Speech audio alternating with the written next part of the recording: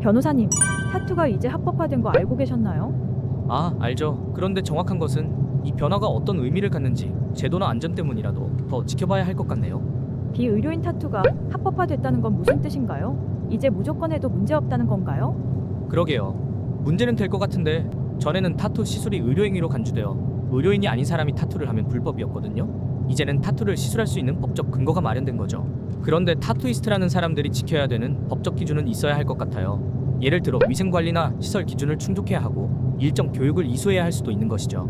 그렇다면 기존 의료법 위반으로 처벌받은 사람들은 구제받을 수 있나요? 예를 들자면 이미 처벌받았던 사람의 전과 기록이 없어지거나 하는 거요. 제일 시끄러운 문제가 될 수 있는 것 중 하나 같은데 사실 예전에 일어난 것까지 소급 적용하는 문제는 법률뿐만 아니라 도덕적으로도 중요한 부분이죠. 타투가 합법화되기 전까지 의료법을 위반해 처벌을 받았다면 그 사람들은 구제받기 어려운 측면이 있으니까요. 한마디로 전과를 달고 사는 거죠. 법은 일반적으로 소급 적용되지 않기 때문에 아마도 더 지켜봐야 알겠지만 전과 기록을 삭제하는 건 어렵다고 볼 수 있고, 한편으로 이전에 처벌받은 사람이 손해라고 볼 수 있지만 법 개정으로 인해 전과 기록이 문제되지 않게끔 하는 것도 하나의 숙제가 되겠죠.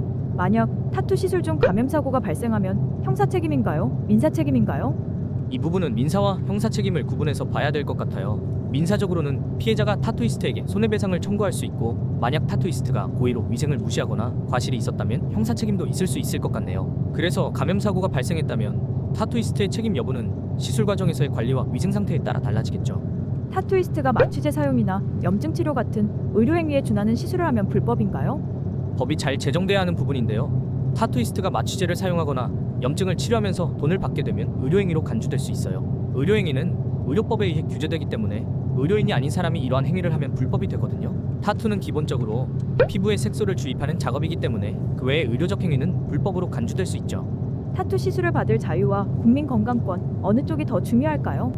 이 부분은 사실 균형을 매우 잘 맞춰야 하는 문제인데요. 개인의 자유도 존중해야 하지만 국민 건강권도 중요한 원칙이거든요. 타투 시술을 받을 자유가 있지만 그 과정에서 위생과 안전이 보장되지 않으면 결국 모두에게 해를 끼칠 수 있죠. 예를 들어 상처나 콤플렉스를 가리기 위한 타투까지 위법이었기에 합법화한 것은 인정할 수 있지만, 조폭처럼 상대에게 위협을 주기 위한 타투가 과연 합법화되는 것이 맞는지, 이러한 것이 행복 추구권이나 자유로 볼 수 있는지는 좀 더 지켜보고 논의해야 할 것 같아요. 그러므로 타투 산업의 합법화는 일정한 기준과 규제를 두고 진행되는 것이 바람직할 것 같습니다. 타투이스트가 일정 기준을 충족한다면 타투를 받을 자유는 보호될 수 있어요. 변호사님은 타투 있으세요? 아니요, 없어요. 안 하신 이유가?